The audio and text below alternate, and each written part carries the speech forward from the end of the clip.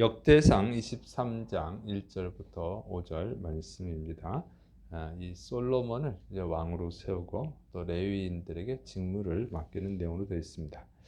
자, 역대상 23장 1절 다윗이 나이가 많아 늙음에 아들 솔로몬을 이스라엘 왕으로 삼고 그랬어요. 다윗이 이제 나이가 많아서 왕위를 그의 아들 솔로몬에게 이양을 했다 하는 뜻입니다. 그런데 이때 다윗의 나이가 대략 70세로 봅니다. 그 다윗은 파란만장한 인생을 살았죠. 대략 15세, 16세 그때쯤에 이제 골리앗을 죽이고 그리고 이제 사울 왕이 다윗을 시기하고 그다음에 죽이려고 해서 도망 다닌 세월이 대략 한 13년, 14년 됩니다.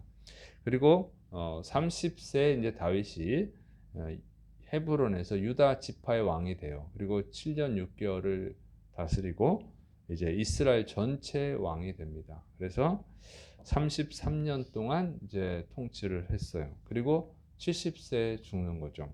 그리고 그 사이에 또 이제 자신의 아들 압살롬이 반란을 일으키기도 했습니다. 그래서 다윗은 이렇게 70세에 죽었는데 이 암살 당한 게 아니라 그냥 이제 나이를 기운이 세서 이제 기운이 지내서 이제 죽은 거죠. 그런데 이렇게 보면은 그 당시 사람들에 비해서 다윗의 수명이 짧은 거예요. 왜냐면 그 당시는 오래 살았죠. 그래서 다윗보다 200년 후에 대략 200년 후에 그 다윗의 후손 요아스가 오거든요. 요아스가 왕이 되는데 이 요아스 왕 때 여호야다 대제사장이 몇 살을 살았냐면 130세를 살았어요. 그래서 역대하 24장 15절 여호야다가 나이가 많고 늙어서 죽으니 죽을 때 130세라 이렇게 돼 있어요. 그래서 이 여호야다가 130세에 죽었거든요.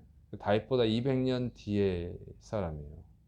그런데 다윗은 70세에 죽은 거죠. 굉장히 일찍 죽은 거예요. 그러니까 이제 아마도 그냥 사울 왕이 죽이려고 쫓아다녀서 한 13년, 14년 동안 도망 다니는 그 세월이 힘들었을 겁니다. 엄청난 고통이었을 것이고. 그 다음에 또 전쟁을 많이 했죠.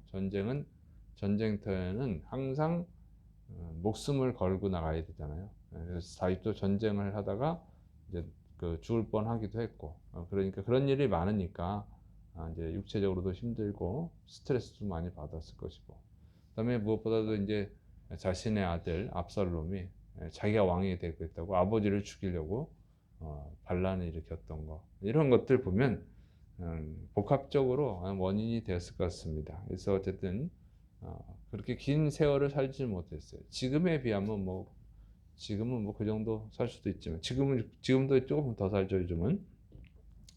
그래서 이제 70년이라고 하는 것은 아주 짧은 세월이었습니다. 그리고 이제 그가 왕으로 통치한 거니까 40년이죠. 40년. 짧은 인생을 살았지만 어쨌든 간에 40년을 살았음에도 불구하고 40년으로 왕으로 통치했지만 가장 위대한 업적을 남긴 왕이죠. 이스라엘 역사상 어떤 왕들보다도 위대한 업적을 남기는 사람이 됐습니다. 그리고 평화롭게 자신의 아들 솔로몬에게 왕위를 이양을 하고 이런 걸 보면 하나님께 복받은 사람입니다. 그래서 짧지만 아주 위대한 인생을 살았다 할 수 있어요. 그래서 이런 걸 보면은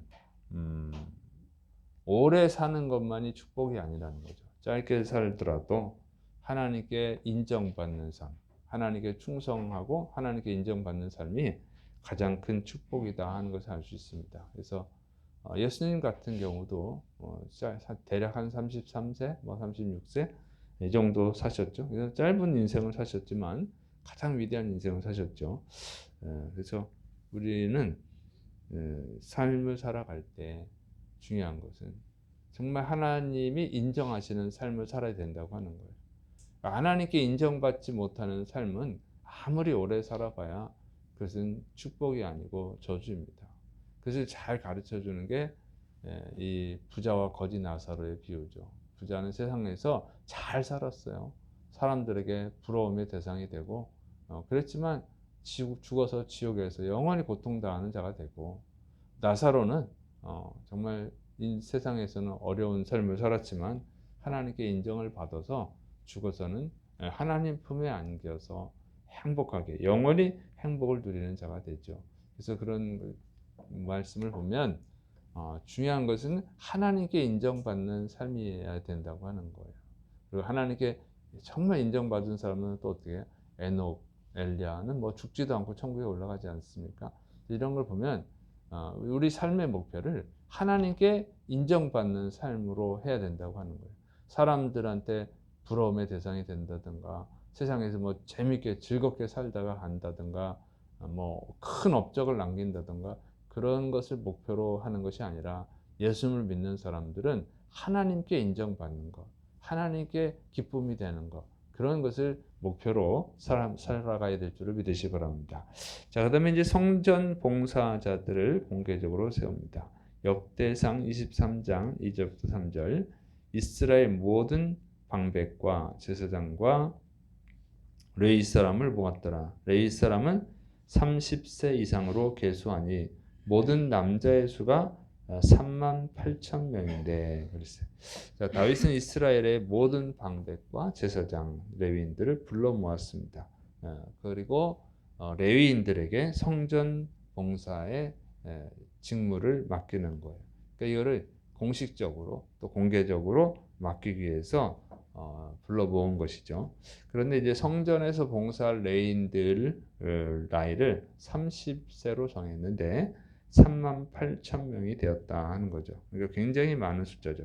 다윗이 이 죽기 전에 이렇게 백성들 앞에서 공식적으로 또 공개적으로 임무를 맡기는 것은 이제 미리 준비시키는 거죠. 솔로몬이 나이가 어리고 이제 왕이 되자마자 이런 걸 하려면 힘드니까 다윗이 다 이렇게 해버리는 거예요. 자기가 할 수 있는 일을 다 하는 거죠. 그래서 그 신하들로 하여금 백성들로 하여금 다 준비하게끔 마음으로 준비하고 이제 성전 건축, 그다음에 성전 봉사에 충성하게 하려고 하는 것이죠. 이런 거 보면 정말 다윗이 정말 최선을 다하는 사람이었음을 알 수 있습니다. 그리고 이제 또 직무별로 구분을 합니다. 역대상 23장 4절부터 5절. 그 중에 24,000명은 여호와님의 성전의 일을 보살피는 자요, 6,000명은 관원과 재판관이요, 4,000명은 문지기요, 4,000명은 그가 여호와님께 찬송을 드리기 위하여 만든 악기로 찬송하는 자들이라. 자, 24,000명은 제사장을 도와서 성전의 일을 한다. 그랬어요. 성전의 일은 제사와 관련된 일이에요. 제사와 관련된 것을 돕는 일을 하고, 그 다음에 6,000명은 관원과 재판관이다. 그래서 관원은 이제 율법을 해석하는 일로 보이고, 또 재판관은 제사와 관련된 재판을 하는 것으로 봅니다. 그 다음에 이제 4,000명은 문지기다. 이 문지기는 성전의 문을 지키는 경비들이니까 성전에 함부로 누가 못 들어가게 칼을 들고 지키는 일을 했습니다. 그다음에 4,000명은 악기로 찬송하는 자다 그랬어요. 그래서 요즘으로 말하면 성가대에 해당이 됩니다. 자, 이렇게 구분을 했어요. 그래서 이 하나님의 일을 주먹구구식으로 막 아무렇게나 막 질서도 없게 하지 않고 딱 체계를 갖춰서 한 사람이에요. 이게 왕이 했다는 게 놀라운 거죠. 이런 일을 다윗이 그것도 초기 때 초기 왕국 때잖아요. 그러니까 사울이 첫 번째 왕이고 두 번째 왕이 이제 다윗인데 이 왕국 초기에 이런 일을 했다는 거예요. 정말 대단한 사람이죠. 왜냐하면 나라가 좀 발전해가면서 체계를 갖춰가고 있는 건데 어느 정도 체계를 갖추고 해야 될 그때 한다 그러면 이해가 되는데 이게 다윗이 짧은 40년 동안에 그 주변의 이방 민족들을 다 토벌을 하고 정벌을 하고 그것도 바쁜데 이제 그런 것이 다 끝나니까 또 이렇게 성전 봉사 체계를 다 갖췄다는 거예요. 질서 있게 혼란하지 않게. 이게 정말 이게 그 시대에 했다고 하는 것은 참 대단하다 이런 생각이 들고 그것이 이제 하나님이 지혜를 주셔서 그랬을 것입니다. 그래서 어쨌든 다윗은 마지막까지 정말 알차게 산 사람이에요. 죽기 전까지 최대한 할 수 있는 일을 다 했어요. 그래서 아주 알차게, 그리고 중요한 일을 했다는 거죠. 이런 중요한 일들을 해냈습니다. 그래서 그는 마지막까지 최선을 다해서 하나님께 충성하고, 그리고 대충 하지 않고 최선을 다했다고 하는 것이죠. 그래서 하나님이 다윗을 사랑하는 거예요. 다윗이, 하나님이 다윗을 사랑하는 것은 뭐 단지 골리앗만 죽여서 그런 것이 아니고 그의 삶 전체가 하나님을 위해서 충성한 삶이었기 때문에 그렇습니다. 그래서 우리 그리스도인들은 그걸 본받아야 돼요. 정말 이 주님 앞에 서는 날까지 최선을 다해서 끝까지 주님께 충성하는 모습, 한결같은 모습을 보여야 된다고 하는 것이죠. 이제 어떤 분들은 젊을 때 대한 충성했으니까 이제 나이 들어서 쉬어야지, 그런 것은 좋지 않은 거예요. 우리가 죽을 때까지 충성해도 사실은 죄를 많이 짓지, 하루하루 살아가는 게 죄인데 충성도 안 하고 이제 좀 쉬어야겠다 그러면 더 큰 죄에 빠지는 것입니다. 그래서 여러분은 최선을 다해서 끝까지 충성하시를 축원합니다. 그리고 하나님께 인정받아서 천국에서 영원히 하나님 주시는 그 사랑과 복을 누리시를 축원합니다. 기도하겠습니다. 사랑이 많으신 하나님 아버지, 하나님이 가장 사랑한 왕 다윗처럼 우리가 하나님께 끝까지 충성하게 하여 주옵소서. 예수님의 이름으로 감사하며 기도드립니다. 아멘.